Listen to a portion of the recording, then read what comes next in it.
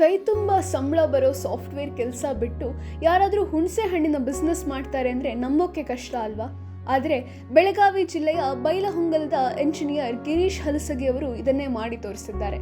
ತಾವು ಸಣ್ಣವರಿದ್ದಾಗ ತಿನ್ನುತ್ತಿದ್ದ ಹುಣಸೆ ಚಿಗಳಿಗೆ ಈಗ ಇವರು ಜಾಗತಿಕ ಸ್ಥಾನಮಾನ ತಂದುಕೊಟ್ಟಿದ್ದಾರೆ.